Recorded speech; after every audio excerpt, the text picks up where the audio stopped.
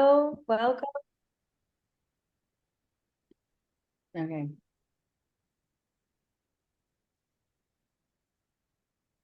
Hello, everyone.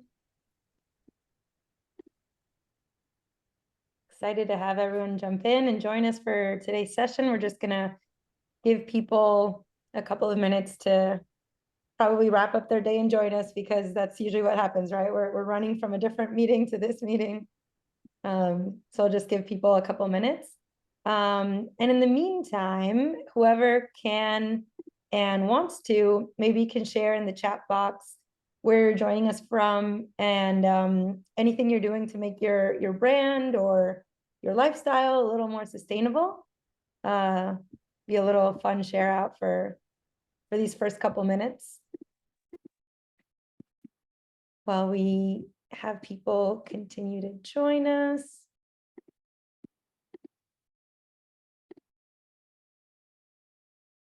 Let me see.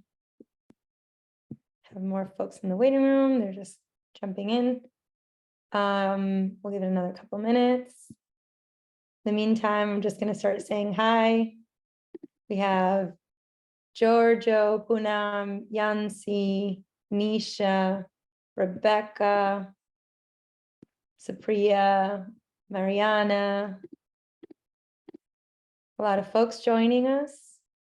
Yeah, I see we've got Nisha from Tulsa, Oklahoma.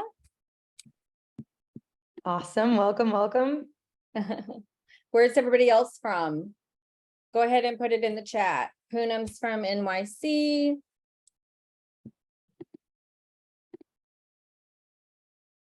Long Island.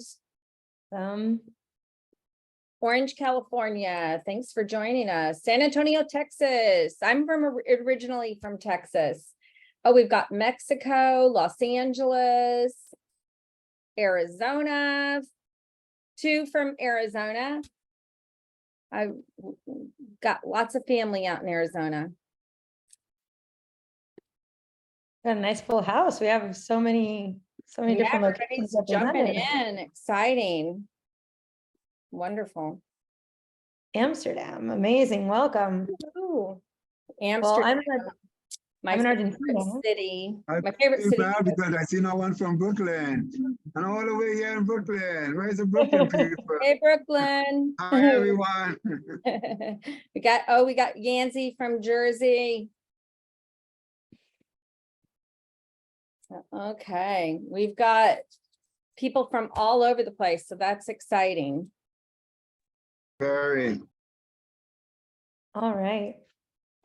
Well, we're a couple minutes in, and I do want to be respectful of everyone's time and make sure that we're able to wrap up when we've committed to.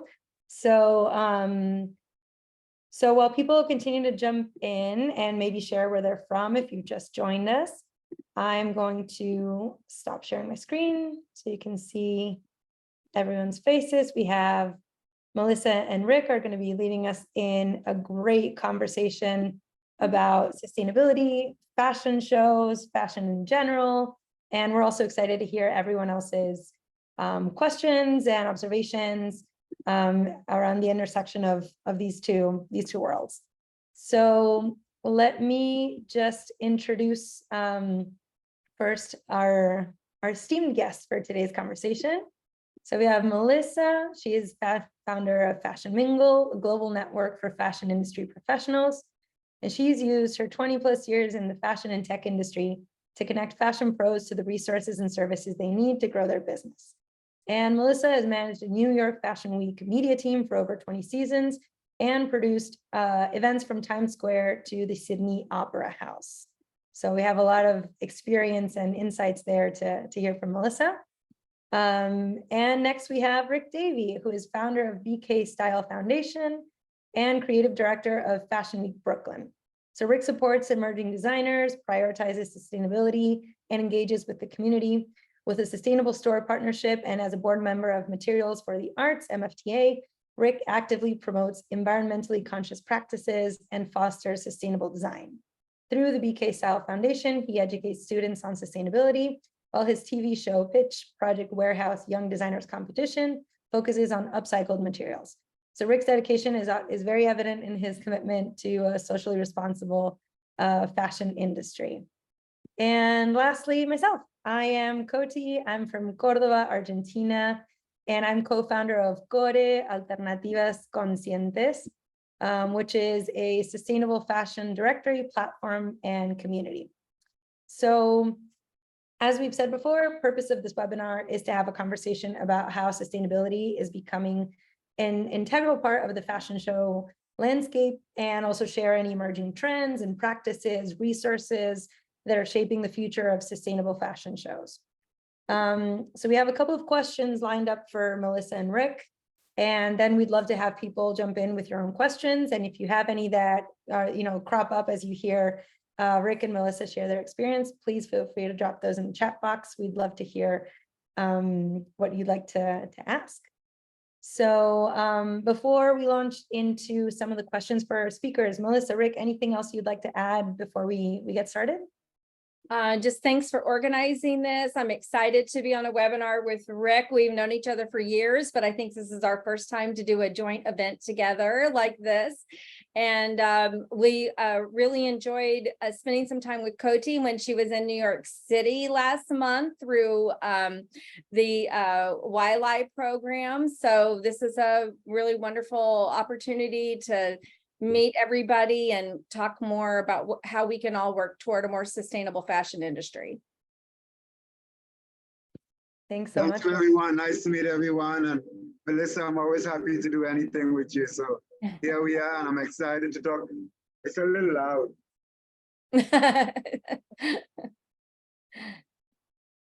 The lives that we lead now. Thank you. Yes, thank you guys again. So my apologies. Yes, but I'm excited to be here, and I always love to talk about sustainable fashion because we need more of it, and we want everybody to play their part and their role in making the world a more sustainable place, especially in the area that we all love, which is fashion. So I'm excited for this conversation. Thank you, Cody, for putting it together, and we're all here. Thank you, everyone.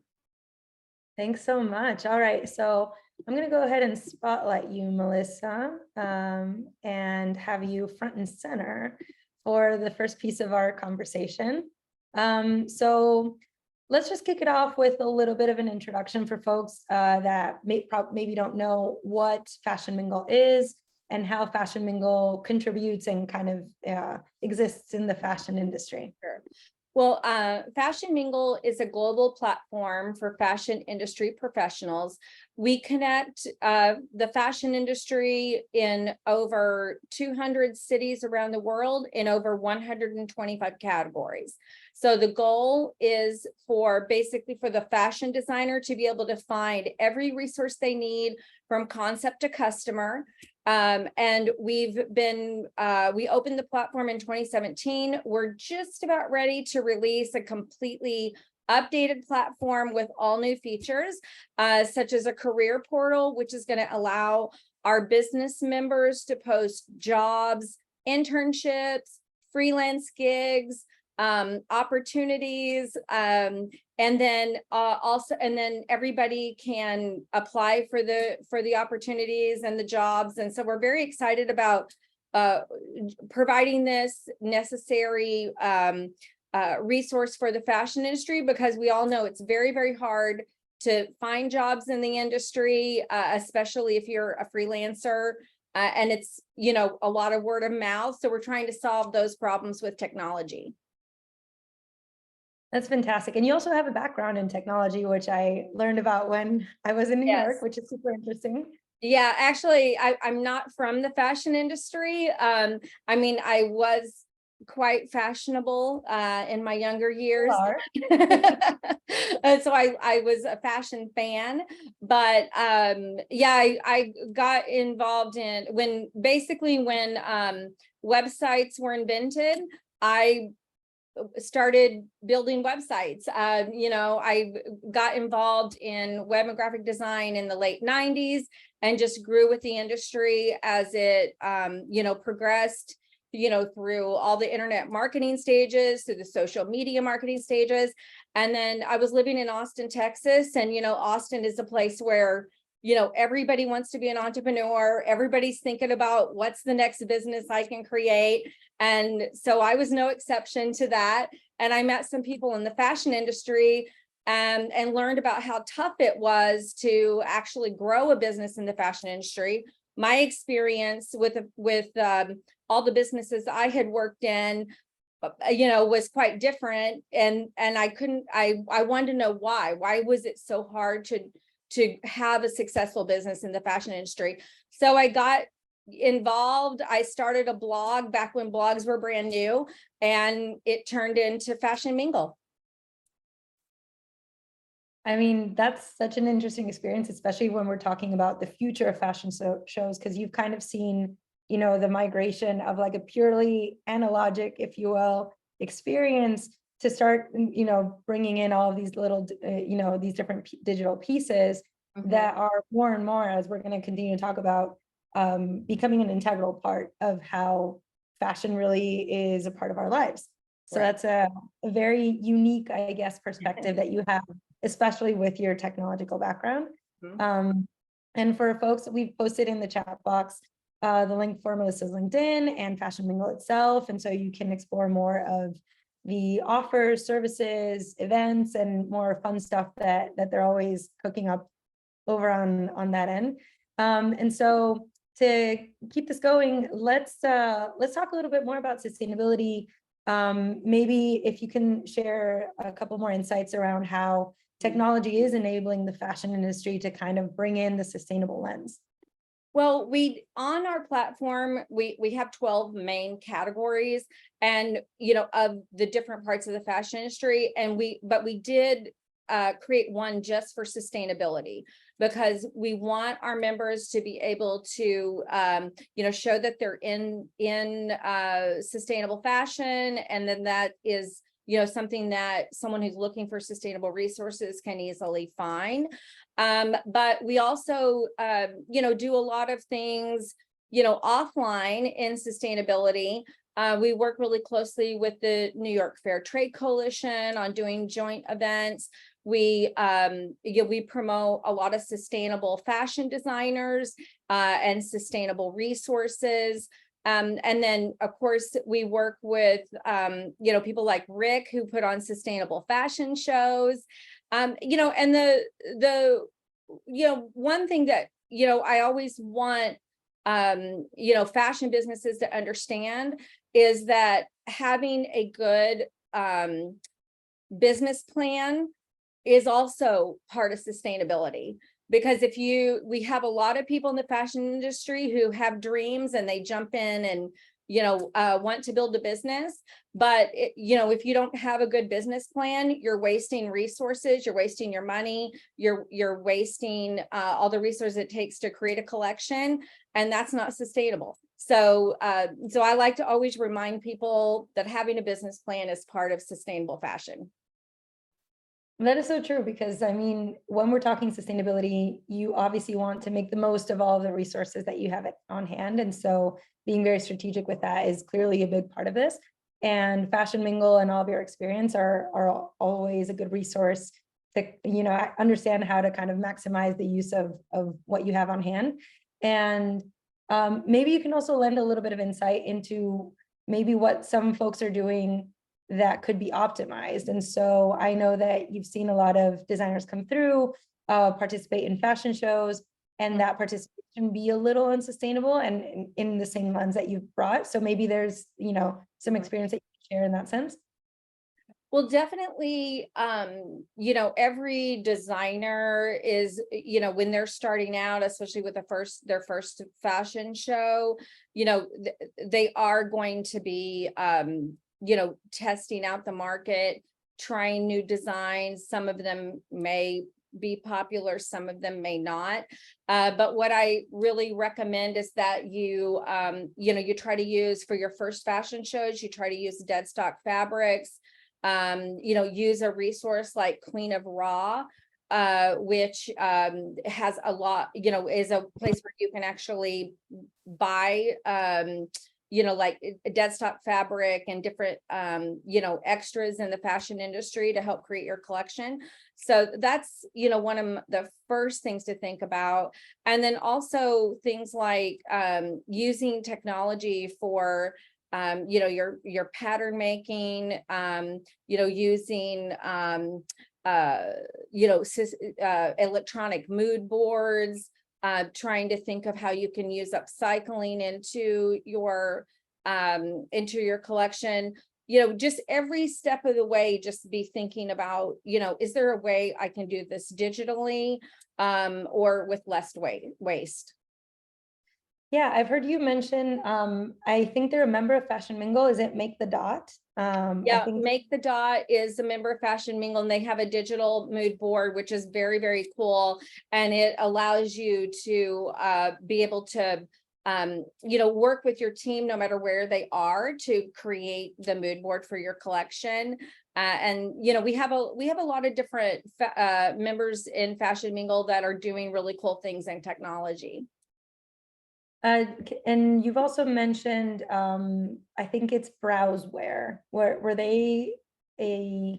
Yeah, I think Rick was talking about Browseware the other day, and also Close 3D. I think were a couple of Rick's resources. And then Lectra, who used to be known as Gerber, has really great pattern making software that's very affordable. I'm just throwing all of these resources into the chat box for folks so that everyone can, track of those. We will be sending out an email afterwards. And hey, Olivia, welcome as well. Glad to have you here. We've just been chatting with Melissa about her experience with fashion shows and now adding a sustainable lens, and sharing a couple resources for folks so that we can all, share the knowledge and the experience that we have, because I'm sure at this table there's quite a few folks that are very knowledgeable about all of this.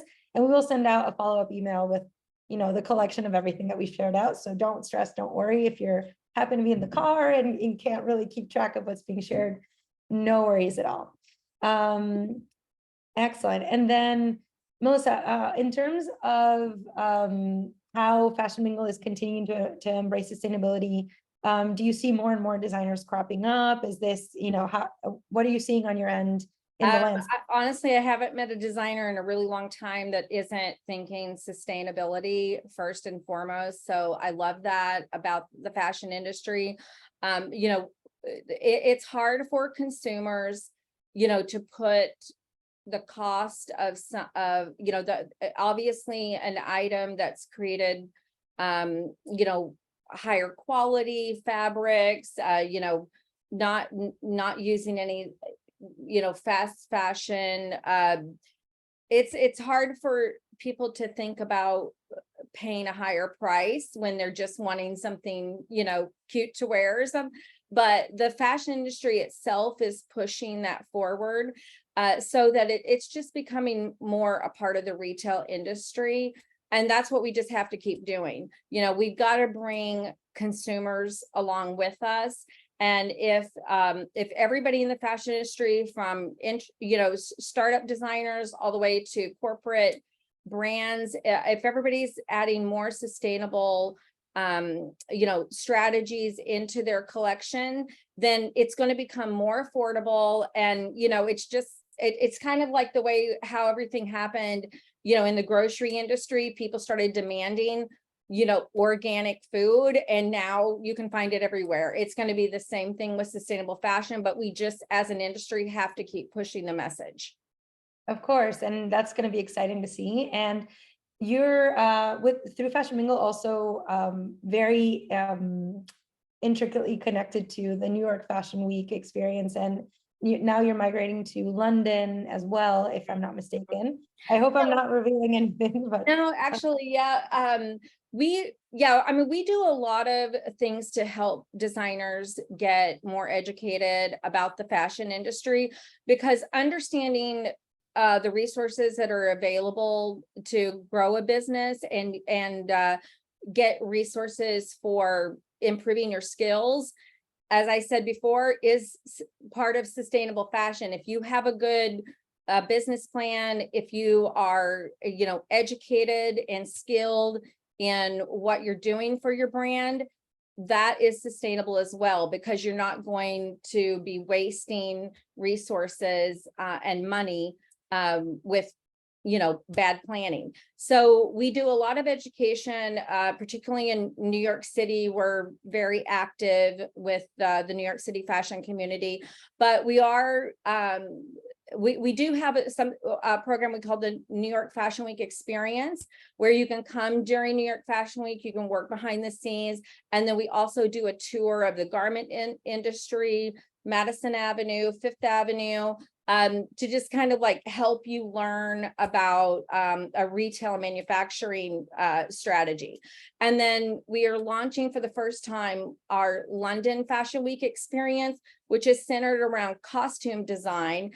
We have a member in London named Deborah Cantor, who is a very successful costume designer, and we're putting together a tour so that you can come to London and you can have a day working at London Fashion Week, but also tour everything behind the scenes related to the costume industry, so that you can improve your skills and knowledge for working in television, film, and theater.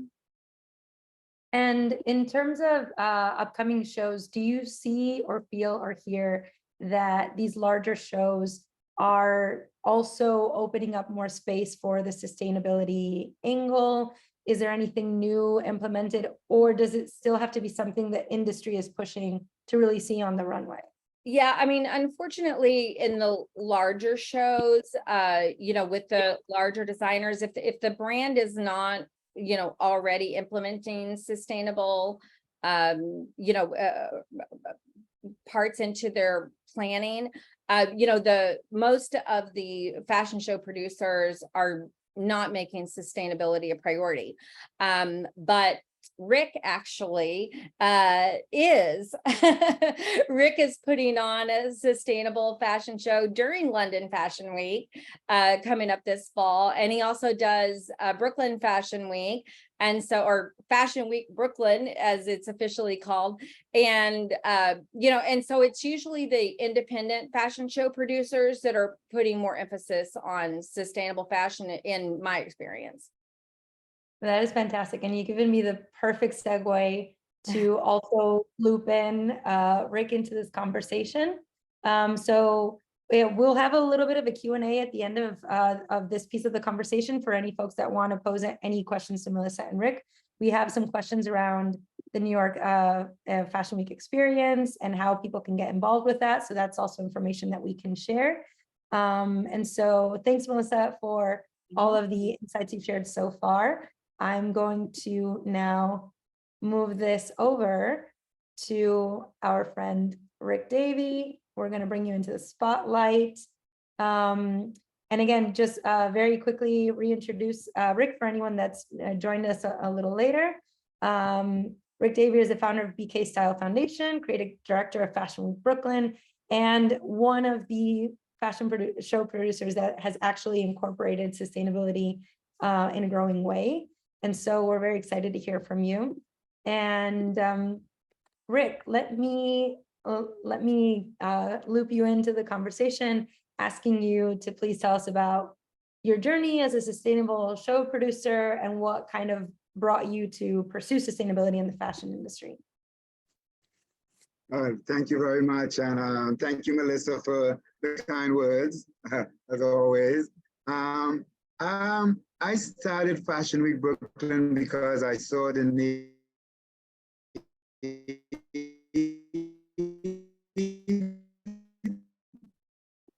Oh man, we're losing him. Oh, it's breaking up a little bit.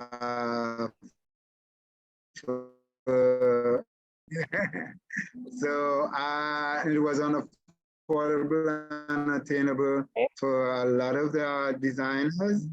So I decided to create a Fashion Week Brooklyn and give it under a nonprofit organization so I could include sustainability. It's funny because we started off as sustainable, However, back then it wasn't called sustainable. It was actually called eco-friendly. So we started off showing all the designers who were eco-friendly.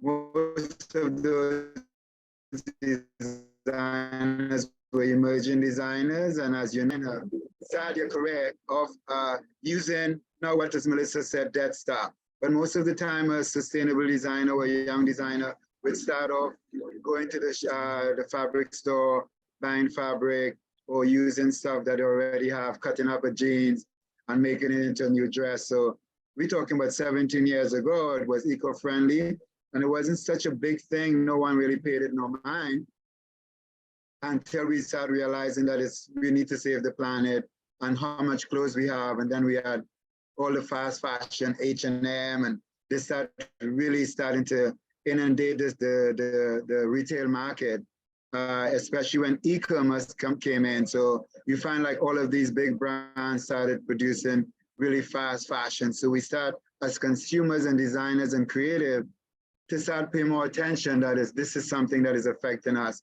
And as they would say, fashion is one of the biggest polluters, and here we are now. So yeah, 17 years ago, I started Fashion Week Brooklyn, and here we are now in a sustainable time. You know, we are part of the trying to, adhere to the UN sustainability goals and try to do our part to make sure that we stay sustainable. The most interesting designers for me are the ones who are upcycling. So I like people who are upcycling and reusing stuff. So it's really a big thing for us. At Fashion Week Brooklyn, it's all about the young designers too. I love kids who are in high school and in college, because the younger we get them, we could help them to guide their career. So yeah, sorry for so long-winded, but yeah, 17 years we've been doing this, yeah. That's fantastic. And also, I'm sure there's been a lot of evolution from, when you first started off this journey to now. And I'm curious to know, what kind of criteria are you applying to create the sustainable fashion show? Like, what areas are you looking at to truly make this as sustainable as possible? Well, it's funny because a lot of times due to cost and also trying to be as innovative as possible. I think one of the biggest things that I have improved on for Fashion Week Brooklyn and BK Style is that we no longer have a season. So it's no longer fall, winter, spring, summer, because it's unattainable for a young designer, because that means they have to make a collection every season. And it's very, very, very difficult. If you didn't sell your last spring season, how can you afford to make a fall season? So you want to really make stuff that is ready now for your collection. So we start having our collection season 1 and season 2 within the same year. So in April, we do season 1, and in October, we do season 2. So that allows an emerging designer or a young designer to show whatever they think that they need to sell during that season. And so that's one of the innovative way we try to move our Fashion Week, yes? Of course. And I'm curious, are you able to figure out about, the carbon footprint that the show might have and ways to kind of, trim and go around that? Yeah, that's another good point too. We try to utilize this very much. Though we used to build huge runways and platforms for the models to walk on. So what I try to do is always try to find a location that we would have the least carbon footprint. So we would take the least items into the space, so that we don't have to build a stage. We could use less light and more daylight with larger windows. So anything for the infrastructure that we can use that would make it less carbon footprint in the space is easy. And I always try to caution the designers to actually work as much as possible with their collection to bring only the collection they need, have a really good fitting, and they should actually be the one to provide the shoes and the footwear and accessories for the models, so that we don't have the models bringing. I don't like when the models come with an entire suitcase of shoes at the fashion show, because the designer wasn't clear on what shoes they needed for that specific outfit. So those are the things that I try to pay mine on as a producer. So there's a lot of strategy that comes into play before, obviously, the show happens, so that everyone is as efficient as possible. Yes. And that's really interesting to see. And I guess we've chatted before, and Melissa and I have had this conversation, and I'd like to bring it to this table as well, where we're understanding that we need to make fashion shows more sustainable because they have a large carbon footprint. But that being said, digital doesn't always solve everything. So I'm curious to hear your thoughts about where the fashion show trend is going in light of sustainability, but how can we continue to make it human, right? Because I know no one's excited about a purely digital future. I'm not. I'm a lover of technology, but I think the human element still needs to kind of come into play. So I'd love to hear any thoughts you have about that challenge. Well, I mean, I think they now go hand in hand because technology do make the designers a little bit more sustainable. So when we think about technology, we can't just brush it aside. We have to kind of embrace it because in some ways we have no choice. So sorry about that. Yeah, so I also am a partner with my friend Claire, who started Digital Fashion Week in New York. So I've been doing Digital Fashion Week with her, where we combine both digital and physical. So she focused on the digital part and I still do the runway part because it's still very, very, very important to have that human connection. As you said, people don't want to sit down behind a computer all day enjoying digital stuff. You know, the pandemic taught us that. We love Zoom. It's great. Here we are again on Zoom, doing this webinar, touching people around the globe. But we can't do this all the time. We need to meet in person. Like, I can't wait for me, you, and Melissa to go and have lunch. There's nothing like being in that human space, yeah?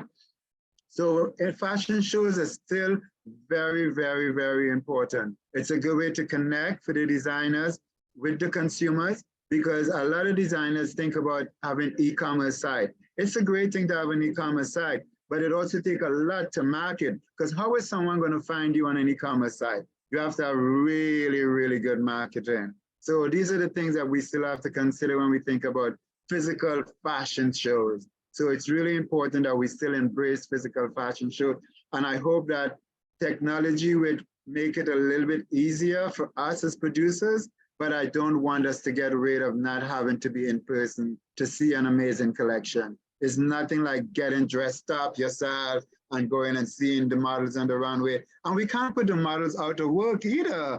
We can't have just AI models on the runway. I mean, that's not fair. We want a full creative spectrum. Designers, models, yeah, makeup people. When we all get backstage, it's so much fun, yeah.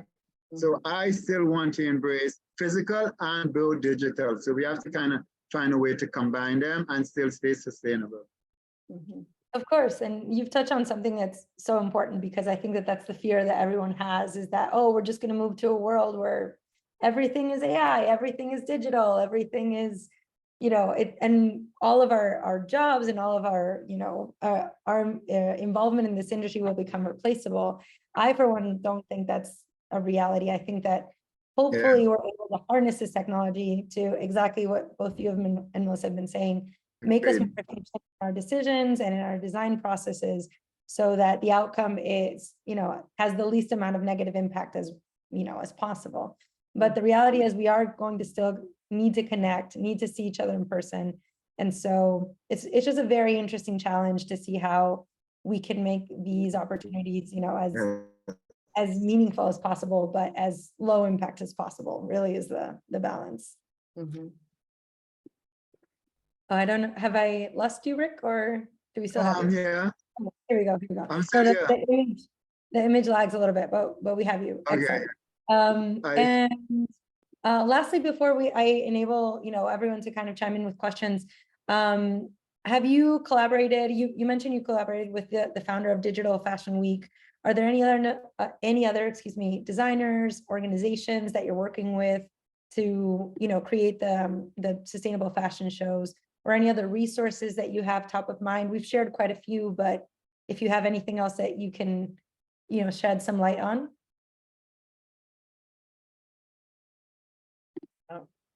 Oh, Looks like he's a little frozen again.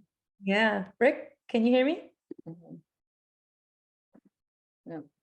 Well, going off of what, Rick was saying about the, the physical versus digital fashion shows, what definitely during COVID, when we did have a lot of digital fashion shows, the good thing about it was that it did enable you to actually share your collection with a much wider audience.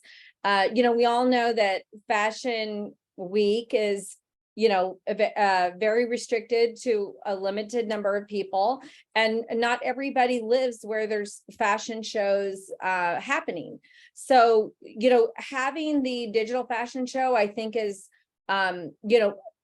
just being able to share your fashion shows digitally is really important. And it's an important thing to remember about your marketing, because it does enable you to reach more people. And so we want to incorporate the digital aspect more into the physical fashion shows as well. Absolutely. And I see some excitement in the chat as well to keeping physical shows. I think that everyone might share this this enthusiasm to bridge both of those worlds, obviously, in light of being as sustainable as we can. And while we wait for Rick, I'm going to take this opportunity and invite our participants to ask any questions to Melissa, who's here, and we'll see if we can get Rick back on the link. I have worked behind the scenes at Fashion Weeks for over a decade. So if you are considering having your first fashion show, or you are wanting to know more about, the different kinds of fashion shows that you can, that you can show your collection at, go ahead and, put some questions in the chat, and I'll be happy to answer those. We have Rick back as well. My apologies. I'm so sorry. I don't know what happened. You see why we talk about not liking technology in a lot of ways? Because if it was a person, this wouldn't happen, right? That's right. Exactly. My apologies. Yeah. So do you want me to continue and answer that question quickly? Yeah, of course, of course. And Melissa also opened up the floor to anyone to ask about, anything they might want to in terms of participating in a fashion show. So if you have a question, you can go ahead and drop it in the chat box, and then we can keep hearing Rick sharing your experience in this matter. So I just wanted to mention, I also I'm a founder and partner of Sustainable Fashion Week US, and we are also partners with Sustainable Fashion Week UK. So we are also having our show in September in the UK. So if anybody want to join us, feel free. Our next show is coming up in October. We also have a very good opportunity. We have a store, a sustainable store in Atlantic City, and we are looking for more brands. We have a special going on this month, and we are happy to showcase some brands for the summer month, because Atlantic City is very busy with tourism in the summer between July and end of October. So if you're a brand and you're looking for a place to sell your merchandise, we are happy to accept you. We are looking for new sustainable brands. I also wanted to mention, just this week, the UN has started a whole new sustainable climate initiative, and it's under something called the Sustainable Fashion Communication Playbook, and it's called UNEP. So I don't know if you can find that and share it in the chat. It is the Fashion Charter for Climate Change. So I think all designers should really embed themselves and get as much information from the United Nations as possible and join whatever climate fashion accord that they have going on. I think that's really important.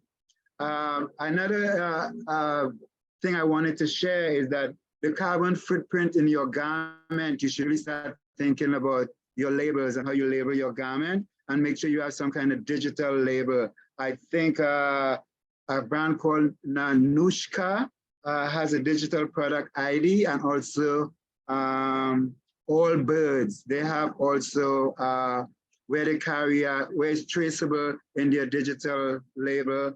And you can carry so much information with a QR code in the label of your garment that you can share with your consumers. You could also educate them more about your brand. There's a brand called Eon. They produce, they do ID tracking in your label for your company. So you guys should also check out that brand also. So I just wanted to share those little tidbits. Mhm. And I probably will share it with you later. I don't have the links right now with me, Cortia, but I'll share that with you and you can share it with the group. Yes. Yeah.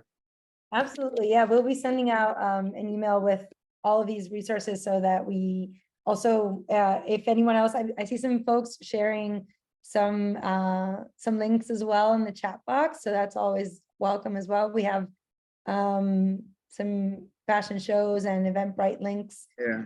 And it's important also, I think designers need to, a lot of designers don't do this and they hold on to a lot of items in their closet. So I think designers need to get into having sample sale among their friends, or even something that we have.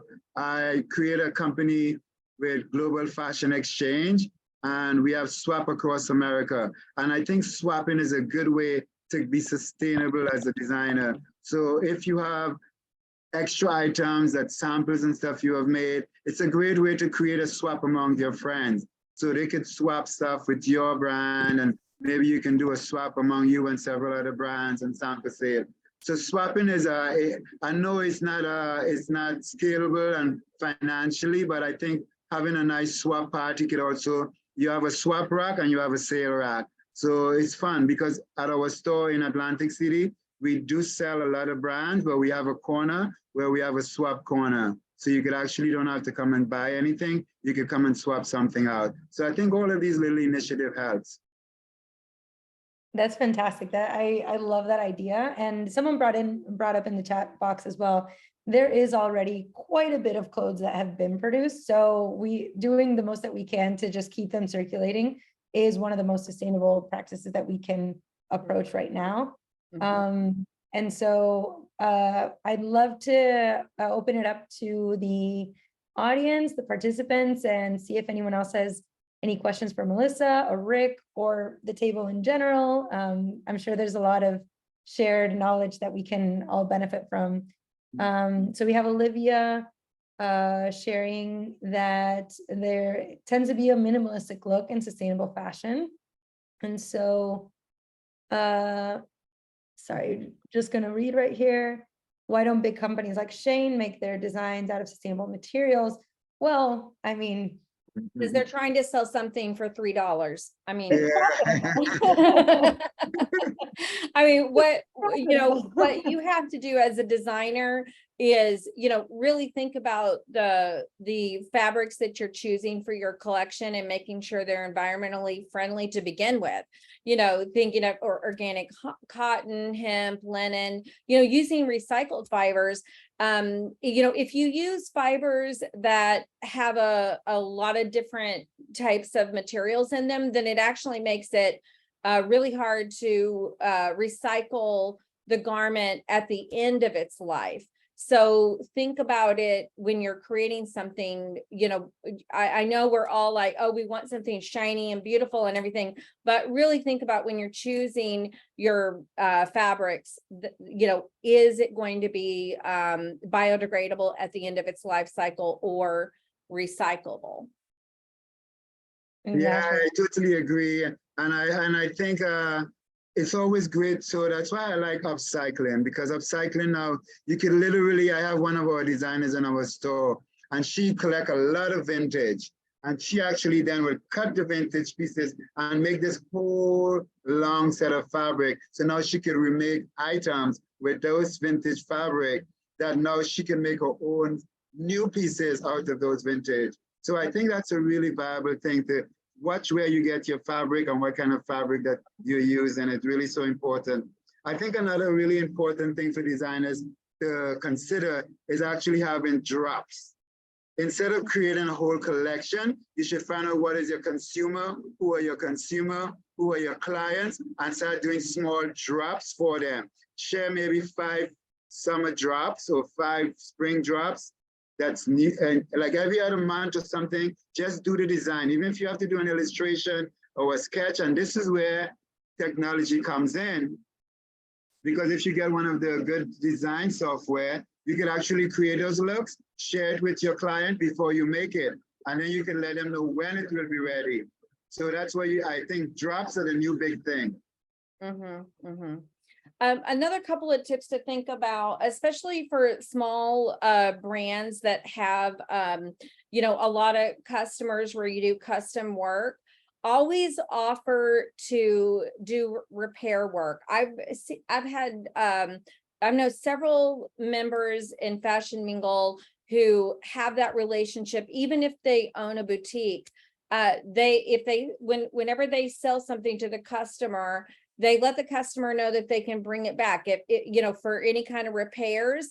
And so that makes the garment last longer. And, sadly, so many people don't have basic sewing skills now. So if you can take it back to a local designer and, get a hem fixed, or, get, something taken in or let out, that's going to be sustainable as well. And it's also going to create a customer who's always going to come back to you because they're getting that kind of service.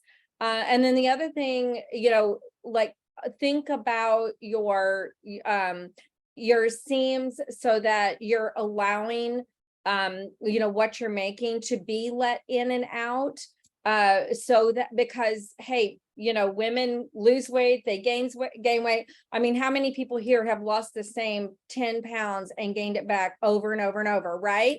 So, think about that when you're designing clothes so that people can easily get their clothes taken in and let out. Yeah, and I agree. And I'm going to pick up a little bit on that also. When you're designing, I always ask designers first thing, what is your collection, menswear or women's wear? I know everyone has their focus and it's great, but for example, this season, our theme for our fashion show is called Fashion Pronoun, because we're trying to talk about new and where the fashion industry is going. And it has now where we are looking into genderless clothing. So if you can design at least some of your collection to be where it fits every gender, you will see that you gain more customers. So if you design a top, don't just make it a blouse, but make it in such a way that it's unique that even a guy or a girl can wear it. When you design your pants, we no longer have to put a fly in a certain way, or the zipper or the short. You could try to figure out how do you design it so it could either be a man or woman. You find that always happen a lot with denim. Like in jeans could fit male or female, and it's always been like that in a lot of ways, You might have to make some adjustment here or there, but think about your collection more in a unisex way so you can maximize on your customer base. Another thing to think about too is looking for certifications of the resources that you're working with, like the Global Organic Textile Standard, the GOTS standard. You can see if your manufacturers are using that standard. You can also look for companies that are certified B Corp, which means that they go through an application process and are approved to have the B certification, and that lets you know that they're also using sustainable fashion practices. Yeah. Another good thing also for your brand to reach your customers, if you have a store or even if you have a small shop or atelier, wherever you make or however you're trying to reach your customers, you should always think about your marketing, signage, and display, because those are the things that attract the people. And you want to make sure that in some way you can share your brand story, because your brand story is the most passionate part of why people would want to buy your brand as a small brand. Not just the idea that it's a pretty dress. A black dress is a black dress, right? But you have to figure out what is the story behind your black dress. So if you could share your brand story, that helps your brand a lot more. People love a good story, so I think that's a really interesting thing from a design perspective. Yeah, it is so true. One thing that small designers always have a struggle with is competing with the big brands. And so sharing your brand story is a way to get consumers to connect with you and want to support you.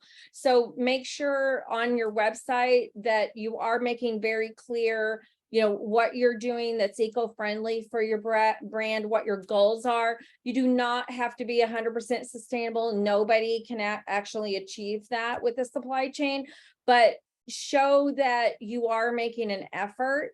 And then don't forget to share that on your social media. It's one thing I notice with brands is that they are, you don't always see what's special about yourself because you're just like doing it all the time. And so, you might want to consider working with someone, in marketing who has an understanding of sustainability that can, really help pull out what's special about your brand and be able to communicate that on your website and in your social media. Totally agree. So much. Yeah, I always say that, and always feel in your social media, it's always nice to highlight and talk about your customer too. Your customer want to be part of your story. So make them part of your story. I like to know who else is shopping. Is Melissa buying? I love Melissa glasses. Melissa, where did you get your glasses? So if Melissa shared that and the designer as a brand, it's great to share your customer. The customer want to know that, listen, I just wore your beautiful jacket. At least profile me somewhere in your story, highlight me. I might want to come back and buy more, So, and when a customer make a purchase, also encourage them to share their story, share where they get their brand with you and their sustainable mission. Find out what makes your customer sustainable, what part of sustainability they like, and see if you can incorporate that into what you do. I just wanted to also mention something with fabric. And you can make fabric your own in a very unique way. You can go to the fabric store, and I know sometimes when you buy a yard of fabric or something, it comes from a big bolt with about 100 yards. So you know that you and 100 other designer might have it. But a good way to make that special on you is to go into dyeing. I think dyeing is like a lost art that people don't recognize. And you should really dye more natural dye. Turmeric's a good dye. Avocado is a good dye. Try to utilize a natural dye and let your clients know that. Let your consumer know that this is naturally dyed with turmeric. It makes such a unique story to your brand. Mm-hmm. Absolutely. These are such great resources. We do have a question from someone in the room, and let me scroll back up. The question is, this person is starting an underwear brand with their partner, and they want to know if there are any tips on sustainability in terms of underwear as a category for either. That's a good one. Yeah, that's a really good one. It's really interesting because I do have a designer who actually is kind of sung well, and people might think it's gross, but she actually do a upcycle underwear, underwear to make it sustainable. Not that it's your dirty underwear, but there's a lot of underwear brands and stuff that you can get that are no longer that have dead stock the same way, the fabric. So you should kind of look at that also, because it's a big market, and it's a good market, and it's a good category to be in. But you have to compete with so many of the bigger brands. And as a small brand doing underwear, you have to look at your price and margin compared to what is fast fashion. Most people see underwear as disposable. So try to just watch your margin and the fabrics you use, and try to use as much natural fabric as you can. Mm-hmm.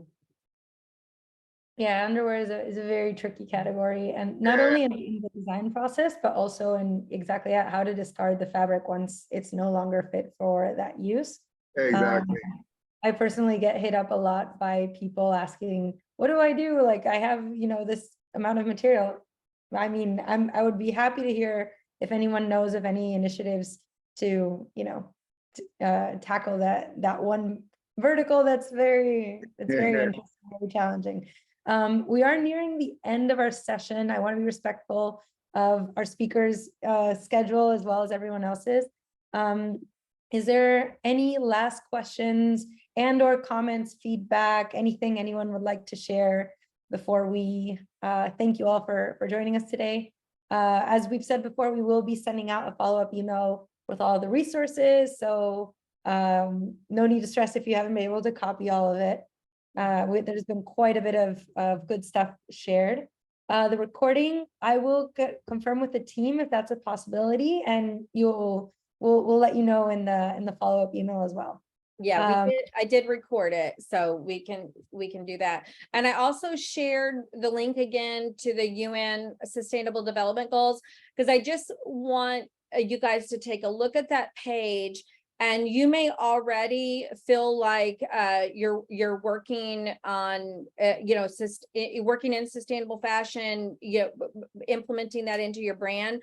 But there's so many other things that you can do as a business that help meet the broader sustainable mission of the United Nations. So please check that out. And, some of the things that they talk about is, eliminating poverty, by paying your workers fair wages, creating healthy communities, better quality education, making sure that our water is clean, trying to implement, clean energy practices into your daily life. So it's not, just textiles that can make your brand more sustainable. It's really thinking about how a business operates. And so please take a moment to look at those goals and pick out something that you think that you can incorporate into your business this year. And put it as a marker as part of your marketing strategy. So you could, when you advertise your brand, you can say, oh, I'm hitting these goals. I'm hitting goal number 15, or goal number 14. So feel free to advertise those goals in your brand marketing, because it also is a good marker for consumers and people who are in the industry to recognize that, okay, I love this brand because they have met 5 or 7 of the UN goals. So I love that you could use that in your brand marketing. It's free and it's easy to use, and you might as well put it in and be part of the whole initiative globally. I'll also add that there's an agency called Futera that outlined the awesome Anthropocene goals, and they're an attempt to think about what would happen if we achieved all of the all of the Sustainable Development Goals, what comes next. And it's also coming from a place of like, let's think of a beautiful earth, let's think of joy. And so those are also kind of a cool resource to continue to spur our creativity and how we can obviously co-create the type of future that we want to live in. And so we're at time right now, and I do want to thank everyone for participating, for joining, our wonderful guests Melissa and Rick, for all of your experience, how you generously shared all of your insights, your perspective, your knowledge.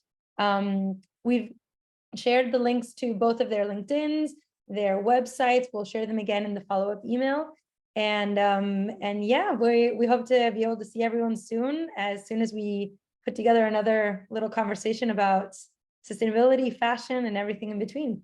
So thank you all for joining us, and have a great rest of your day, great rest of your night, wherever you may be. Thank you, guys. Thanks, Coty. Nice to see you. It was a great conversation, and thank you for joining today. Yes, and please invite us to any of your countries. We love to travel, and we love to share the message. Thank you, Coty. Thank you so much. Have a good one. Goodbye. Thank you. Thank you so much. I added you all on LinkedIn. Oh, Wonderful. thank you. Wonderful. Great. I'm looking forward to getting to know everybody better. Same here. Bye-bye. Bye. Bye all.